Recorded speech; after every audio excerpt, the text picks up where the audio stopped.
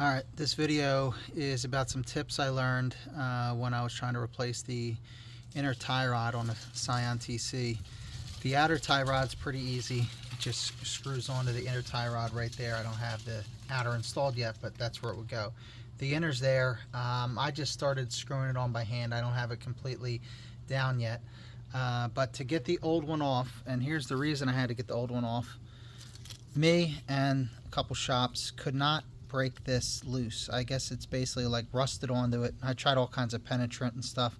I couldn't break that jam nut loose, and neither could they. You could see we were trying to like clamp onto the inner tie rod and get that rod, get this loose, but the nut loose, but we couldn't. And because of that, we weren't able to align the car properly. So I knew, and I have a lifetime alignment at Firestone, so I want this car aligned so, you know, it doesn't shake on the highway and things like that. So here's the old one. You have to use this tool that I rented from, you know, an auto parts store. I got this from AutoZone, but you can get it from Advanced or probably Napa or wherever, whatever's near you.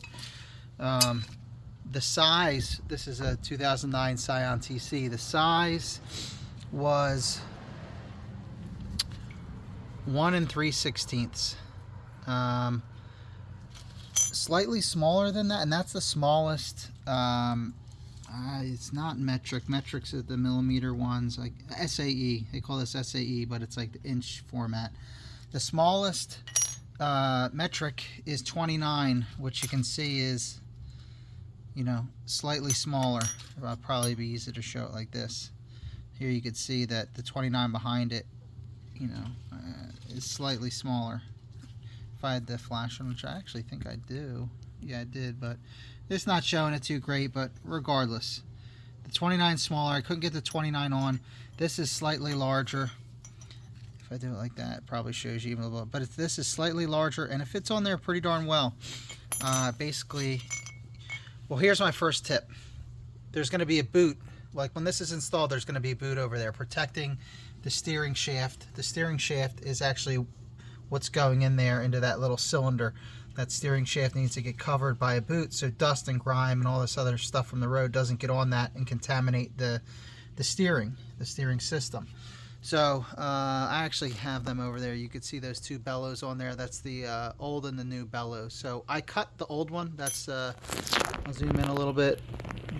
That there is the old. The new was behind it. The easiest way to get that off is to just cut it. Otherwise, you're gonna have some trouble. I couldn't get it off. It actually, yeah, I finally got it off through cutting it. It was just too hard otherwise.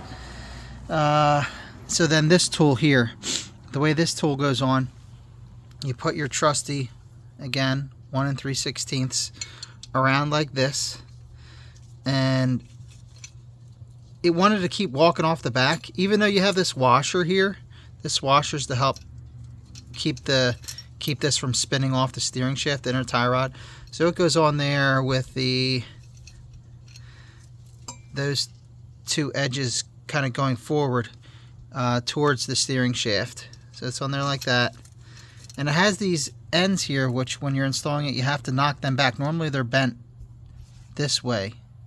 So they're latched on here and kind of keeping this from walking off. So I used a screwdriver, bent them back this way. They were more vertical when I was trying to spin this off, and then when I put this on, I actually put it on, when I finally got it off and succeeded, I put it on this way because this will give a better grip when you're turning to the left.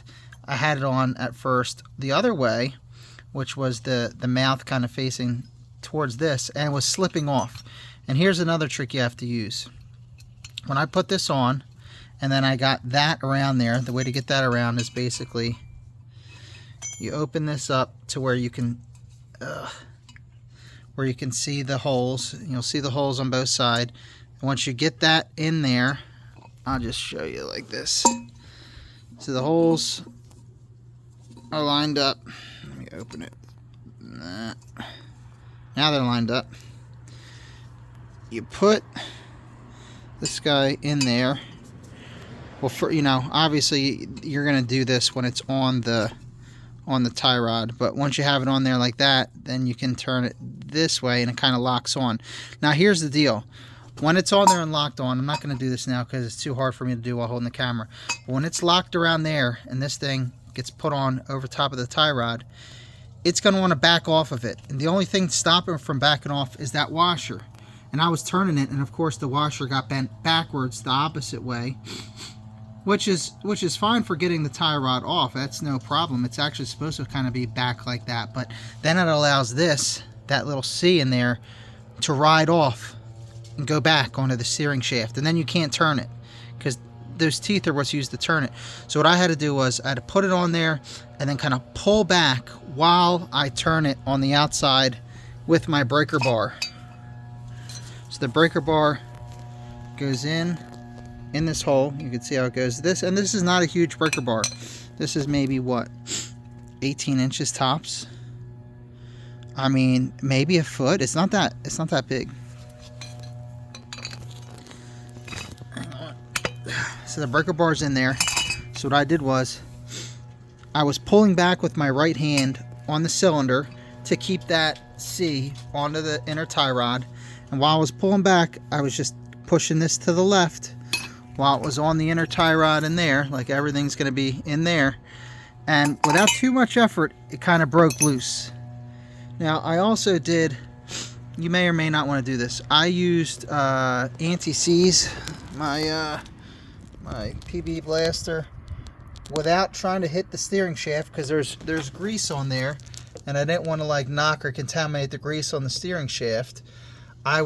You could see the new washers on there. I would try to spray on between the inner tie rod and the washer to hopefully that the penetrant would get down there and make getting it off easier.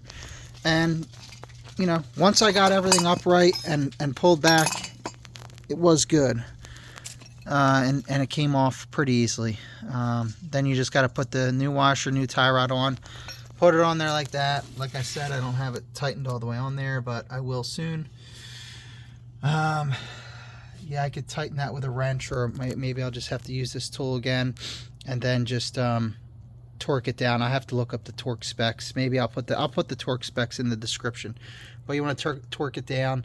And when I was taking the outer tie rod off, I counted how many revolutions it came off at, and mine was 13.5. So I'm gonna put my old outer tie rod, I call it old, I only replaced the outer tie rod last year, so I'm gonna put that back on, 13.5 turns, secure that back to the steering knuckle, and then I'll be good to go. Yes, that's what I got going on. Not much left actually, but then I plan on replacing the struts, which will be another job inside of itself. So anyhow, if you got any questions, let me know.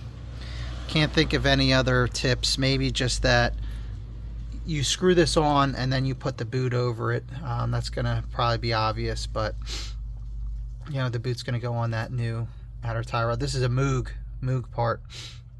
Moog is pretty high quality, and it wasn't too expensive. You can get it on Rock Auto or Amazon or wherever. And I don't know, I think that's about it. Got any questions, let me know. See you guys. Like and subscribe, of course.